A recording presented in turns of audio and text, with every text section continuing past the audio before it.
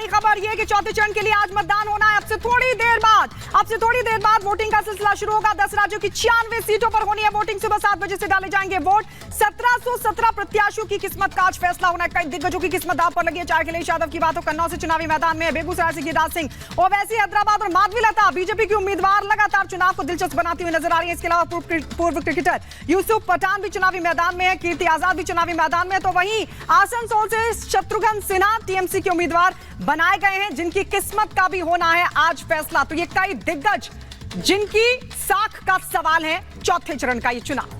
देखिए, दो तस्वीरें में आपको दिखा रहे हैं। चौथे चरण का रण है तो दिग्गजों की किस्मत का फैसला भी होना है। इन दो तस्वीरों के जरिए हम आपको बता रहे हैं कहां कैसे रण चल रहा है और आज किनकी किस्मत का फैसला होना है। शत्रुघ्न सिन्हा, अखिलेश यादव, कीर्ति आजाद, अर्जुन मुंडा, माधवीलता, ओवैसी, ये तमाम दिग्गज हैं।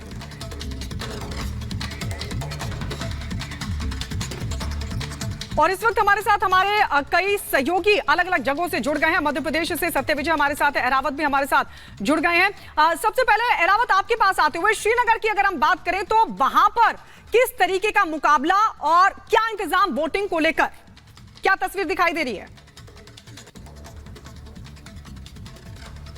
जी हाँ, बिल्कुल कुछ ही टाइम के बाद यहाँ पे श्रीनगर में जो है पोलिंग शुरू होने जा रही है। मेरे विजय गुरु आपको दिखा सकते हैं किस तरह से चप्पे चप्पे पे सुरक्षा के कड़े इंतजाम किए गए हैं। कल रात से हमने देखा किस तरह से SSB, CRPF, special operation group, Jammu and Kashmir police का अलग अलग जगहों पे डिप्लॉय किया गया। जहां से मेरे विजय आपको भी विजुअल्स दिखा रहे हैं, यह है गुपकार चौक, जहां पर उमर अब्दुल्ला और जितने बाकी सारे कैंडिडेट्स है वो यहाँ पर कुछ टाइम के बाद अपना वोट कास्ट करने के लिए आएंगे। आप देख सकते हो किस तरह से पूरे श्रीनगर के साथ साथ अगर बाकी डिस्ट्रिक्ट्स की बात करें, गांधरबल की या बाकी जगहों की बात करें, हर जगह पर सीसीटीवी और ड्रोन से सर्विलेंस रखी जा रही है और चप्पे चप्पे पर निगरानी की जा रही है। इसके साथ ही कुछ टाइम के बाद यहाँ पर जो है वोटिंग जो है शुरू होने जा रही है। हालांकि आप देख सकते हो लगातार किस तरह से यहाँ पे सीआरपीएफ वाहनों का जो है यहाँ पे काफिला जो है एक पोलिंग बूथ से दूसरी पोलिंग बूथ है लगातार चल रहे हैं और कुछ ही टाइम के बाद यहाँ पे जितने भी यहाँ के लोग हैं, लीडर्स है, वो पोलिंग बूथ की तरफ आने वाले हैं। जी बिल्कुल एरावत, वहां तैयारियां होंगी। सत्यविजय का रुख कर लेते हैं। सत्यविजय, आप उज्जैन में हैं, मुख्यमंत्री यहां वोटिंग करने आने वाले हैं थोड़ी देर में, बहुत ज्यादा वक्त नहीं बचा है। क्या तैयारियां वहां है सत्यविजय? क्या लग रहा है मध्य प्रदेश का रण कैसा होगा? जी हाँ, बिल्कुल। देखिए, अब से कुछ देर बाद 7 बजे वोटिंग शुरू होगी और 7 बजे के लगभग ही मुख्यमंत्री मोहन यादव जो हैं वो इसी पोलिंग बूथ पर वोट करने आएंगे। चूंकि ये अंतिम फेज है और इसमें 8 लोकसभा सीटें हैं जो मालवा निवाड़ की सीटें हैं और इन सभी सीटों पर भाजपा चाहती है। बड़े फिलहाल मैं पोलिंग बूथ की तस्वीर दिखा दूं। आदर्श पोलिंग बूथ इसे कहेंगे क्योंकि यहाँ पर सभी व्यवस्थाएं की गई हैं, चाहे वो गर्मी में मतदाता को परेशानी ना हो, इसके लिए यहाँ पर टेंट और बाकी चीजें भी लगाई गई हैं। इसके अलावा पानी और बाकी चीजों की व्यवस्था की गई है। लेकिन सियासी रण की बात करें तो देखिए 8 में से 5 सीटों पर भाजपा जो है वो बढ़त पर दिख रही है। 3 सीट हैं, रतलाम, झाबुआ, धार और बिल्कुल। तो सत्यविजय वहां से तस्वीरें दिखा रहे थे कि वोटिंग को लेकर किस तरीके के वहां पर इंतजाम दिखाई दे रहे हैं। गौरव त्रिवेदी हमारे सहयोगी कानपुर से इस वक्त हमारे साथ जुड़ गए हैं। कानपुर का समीकरण जरा गौरव समझाइए, क्योंकि कानपुर में जैसा कि मैंने पहले भी कहा कि प्रत्याशी को बदल दिया गया है, इसके पीछे की वजह क्या, वहां पर किस तरीके का समीकरण इस बार दिखाई देता है और सबसे बड़ी बात कि फ्री एंड फेयर इलेक्शन हो, कानपुर में क्या इंतजाम? थोड़ी देर बाद वोटिंग का सिलसिला शुरू होगा। देखिए बिल्कुल आपको तस्वीरें अगर दिखाएं तो इस वक्त हम मौजूद हैं जिसको सजाया गया है साफ तौर पे। अब से कुछ ही देर बाद यहाँ पर जो मतदान है वो शुरू होगा। लेकिन अगर कानपुर के समीकरण की बात की जाए तो यहाँ पर साफ तौर पर सज्जन पचौरी जो थे उनकी ये सीट थी, लेकिन एज फैक्टर को देखते हुए जो टिकट थी उसमें बदलाव किया गया और साफ तौर पर इस बार कानपुर से एक नए प्रत्याशी रमेश अवस्थी, उनको यहाँ से बीजेपी ने साफ तौर पर अपना उम्मीदवार बनाया। उनको लेकर के आपको बता दें खुद पीएम ने रोड शो भी किया था, क्योंकि कहीं ना कहीं जो फाइट है वो कांटे की मानी जा रही, जिसके चलते खुद पीएम कानपुर आए थे। और वहीं इतना ही नहीं, एनडीए गठबंधन की बात की जाए तो अखिलेश और राहुल गांधी दोनों कानपुर आए थे, उन्होंने जनसभा भी करी थी और काफी देर तक मंच पर थे, लोगों को काफी यहाँ पर भाषण भी दिया गया। क्योंकि बता दें कहीं ना कहीं ये फाइट जो है काफी कांटे की मानी जा रही दोनों के बीच, क्योंकि चूंकि जिस तरह से रमेश अवस्थी को शुरुआती तौर पर कानपुर में फेस करना पड़ा कि वो बाहर से आए हुए यहाँ पर कैंडिडेट थे, जिनको लेकर के काफी जो चर्चाएं थी वो रही। लेकिन फिर भी आपको बता दें जो रमेश अवस्थी है वो कानपुर के ही रहने वाले हैं और आपको बता दें जो बीजेपी है साफ तौर पर उनको यहाँ से उम्मीदवार के तौर पर उतारा तो है, लेकिन कहीं ना कहीं जो तमाम दिग्गज नेता थे उनको काफी कड़ी मशक्कत और मेहनत करनी पड़ी, चूंकि रमेश अवस्थी का कोई पॉलिटिकल बहुत तगड़ा बैकग्राउंड नहीं था, वो एक साफ तौर पर वरिष्ठ पत्रकार के रूप में थे। लेकिन वही बात की जाए अगर आलोक मिश्रा की, तो आलोक मिश्रा कांग्रेस से यहाँ से कई बार चुनाव जो है वो लड़ चुके हैं। बिल्कुल गौरव, आप नजर बनाए रखिए, थोड़ी देर बाद यहाँ जब लोग पहुंचेंगे तब भी आप तमाम दिग्गजों के पास पहुंचेंगे और मध्य प्रदेश से लेके तमाम जो मध्य प्रदेश कश्मीर से लेके जो कानपुर है वहां का भी हाल जानेंगे। बहुत बहुत शुक्रिया आप तमाम लोगों का। फिलहाल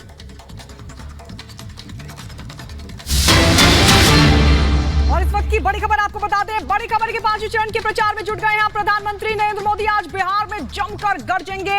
कल पटना में रोड शो किया था और आज बिहार में 3 रैलियों को संबोधित करने वाले हैं। तो प्रधानमंत्री नरेंद्र मोदी जहां एक तरफ अपने संसदीय क्षेत्र काशी में शाम पहुंचेंगे, रोड शो के लिए भव्य रोड शो करेंगे, तो वहीं आपको बता दें पटना में भी कल उन्होंने रोड शो किया, रिकॉर्ड बनाया, क्योंकि प्रधानमंत्री मोदी पहले प्रधानमंत्री थे जिन्होंने पटना में रोड शो किया और आज बिहार में जमकर विरोधियों पर गरजते नजर आएंगे।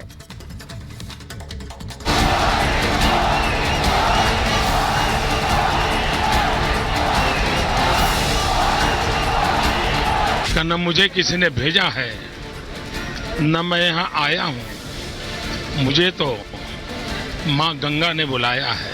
ठीक 10 साल पहले जब मोदी को माँ गंगा ने बुलाया था, उसके बाद से वो सियासी गलियारों में काशी का पर्याय बन गए। एक बार फिर मोदी काशी आ रहे हैं, जीत की हैट्रिक लगाने। वो बाबा महादेव के दर्शन करेंगे, प्रचार करेंगे, पर्चा भरेंगे। चौथे चरण का जब देश में मतदान है, तब मोदी अपने संसदीय क्षेत्र से एक बार फिर चुनावी रण में उतरने वाले हैं, जहां से लक्ष्य साधेंगे 400 पार का। अब की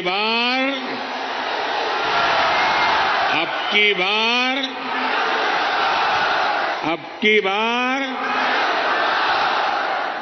एनडीए सरकार 400 पार। फिर एक बार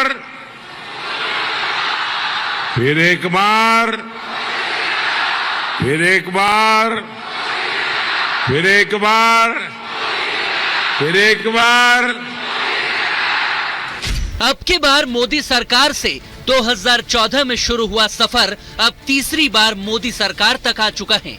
वाराणसी में नामांकन से पहले पीएम मोदी 14 मई की सुबह 80 घाट पर जाएंगे। कई दिनों से बीजेपी इस मेगा शो की प्लानिंग और कामकाज में लगी है। यही वो गाड़ी है, ओपन जीप है, जिसमें प्रधानमंत्री सवार होंगे और इसी जीप से वो करीब 5 से 6 किलोमीटर के लंबे रोड शो को कवर करेंगे।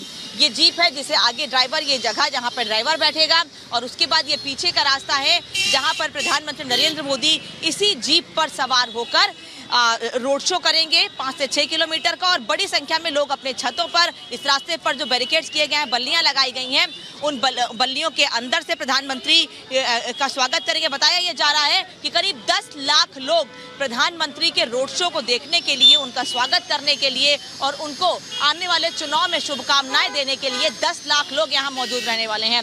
ये ओपन जीप है, इसी से प्रधानमंत्री चढ़ेंगे और यही वो गाड़ी होगी जो 5 से 6 किलोमीटर का लंबा सफर तय करेगी। प्रधानमंत्री इसी गाड़ी में, ओपन जीप में सफर तय करेंगे 5 से 6 किलोमीटर का जो रोड शो का होगा। और यहाँ पर देखिए कैसे अभी से भारतीय जनता पार्टी के झंडे लगा दिए गए हैं, भारतीय जनता पार्टी के झंडे लगाए गए हैं और पूरा भगवा रंग में इस रोड शो के रास्ते को रंगा गया है। क्योंकि मोदी लगातार तीसरी बार पीएम बनने के लिए काशी में शंखनाद करने जा रहे हैं। प्रधानमंत्री माननीय श्री नरेंद्र मोदी जी के नामांकन का भी उसी प्रकार से इंतजार है जिस प्रकार से परिणाम का इंतजार होता है। भारतीय जनता पार्टी और हमारे गठबंधन के साथी माननीय नरेंद्र मोदी जी को तीसरी बार प्रधानमंत्री बनाने के नाम पर चुनाव लड़ रहे हैं और लोग मोदी जी को पीएम बनाने के लिए भारी मतदान कर रहे हैं, समर्थन कर रहे हैं, आशीर्वाद दे रहे हैं। जनता से आशीर्वाद और प्रचार के लिए मोदी बीएचयू से लेकर काशी विश्वनाथ मंदिर तक भव्य रोड शो करेंगे, जिसकी खासियत भी जान लीजिए। मोदी का ये रोड शो करीब 6 किलोमीटर लंबा होगा। इसके लिए 5 लाख घरों में लोगों को आमंत्रण भेजे गए हैं। यहाँ पर 10 लाख लोगों के आने की संभावना जताई जा रही है। मोदी के रोड शो के कामकाज में 25 टीमें लगाई गई थी, जिनमें यूपी के 4 मंत्री और 3 सांसद थे, तो वहीं उत्तर प्रदेश के 14 विधायक भी इस कामकाज में जुटे हुए थे। हर एक काम को बखूबी ढंग से अंजाम दिया जाए, इसीलिए खुद शाह योगी ने तैयारियों को परखा। बीजेपी काशीवासियों के साथ मिलकर मोदी के ऐतिहासिक अभिनंदन की तैयारियों में है। दुनिया से न्यारी नगरी काशी, जिसको पुनः संपूर्ण जगत में, विश्व में